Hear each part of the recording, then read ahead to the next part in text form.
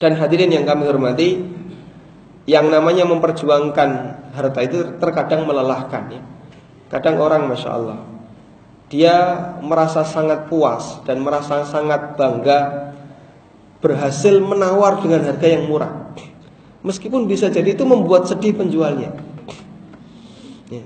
Ada seorang pedagang di pasar yang mungkin dia orang yang membutuhkan ya. Kemudian ketika dia menawarkan barang, ini tempe berapa harganya? 10.000. Kalau 5.000 boleh enggak? Penjual tempe ini mungkin hanya mengambil untung 3.000, 4.000. Kita tawar 5.000, kemudian dinaikkan jadi 6.000. Deal 6.000 Pak. Kita keluar pasar senang sekali, saya berhasil menawar. Padahal ketika dia main ke mall, beli sesuatu yang harganya sangat mahal, enggak pakai nawar.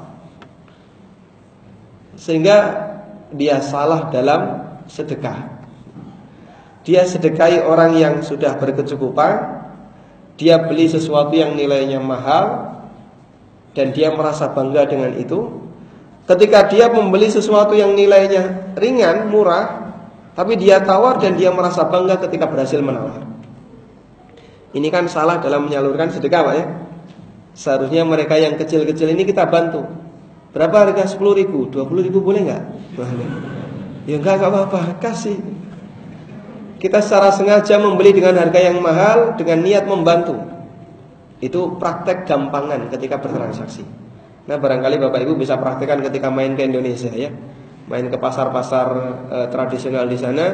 Kita belanja di sini ya bukan untuk niat belanja, tapi bantu mereka yang mungkin pedagang yang dia kekurangan ya, enggak laku-laku.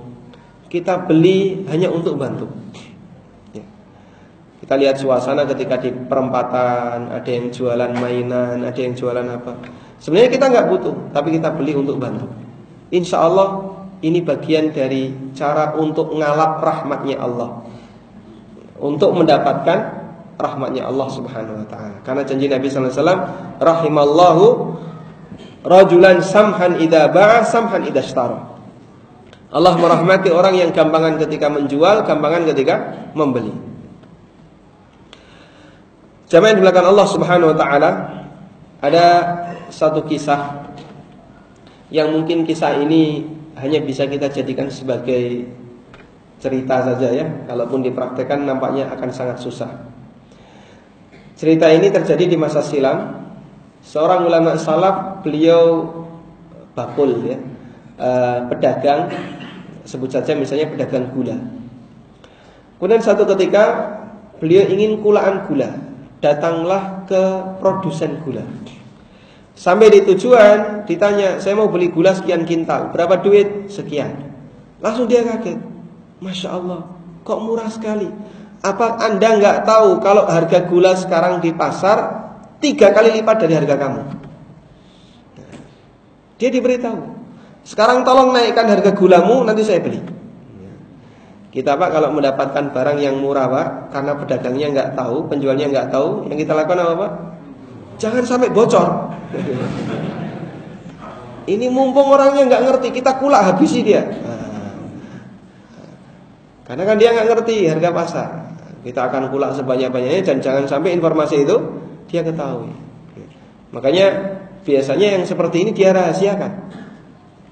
Kita beli sesuatu yang nilainya berharga.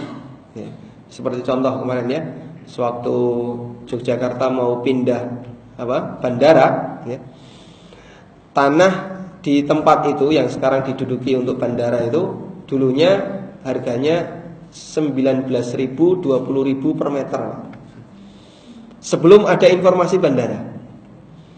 Kadang jual 25.000, itu pun sudah terlalu mahal. Rata-rata 20-an ribu per meter. 20.000 per meter itu zaman apa Pak? Mungkin kita tahun 80-an ya, atau 90-an, harga tanah segitu wajar. Karena tanah itu berada di tempat yang sangat jauh pelosok, namanya juga bandara. Begitu ada informasi bandara mau ada di situ, langsung melejit Pak tanah Pak. 400.000 ke atas. 400.000 ke atas. Ada sebagian orang yang dia curang. Sebelum informasi itu bocor ke masyarakat, di antara mereka ada yang beli tanah ya, dengan jumlah yang sangat banyak. Tujuannya apa? Biar nanti bisa mendapatkan ganti rugi dari bandar. Dan kalaupun kita mendapatkannya, mungkin kita akan melakukan yang sama. Ini peluang besar, ya. Jangan sampai ini hilang. Ayo kita serang ke sana. Waduh. Kasihan para petani yang memilikinya. Dia melepas dengan harga murah, dalam waktu singkat tiba-tiba harganya naik. Karena itulah bagian dari kode etik bagi seorang pedagang. Dia tidak ingin untung sendiri. Dia berikan kesempatan bagi orang lain untuk juga turut mendapatkan keuntungan.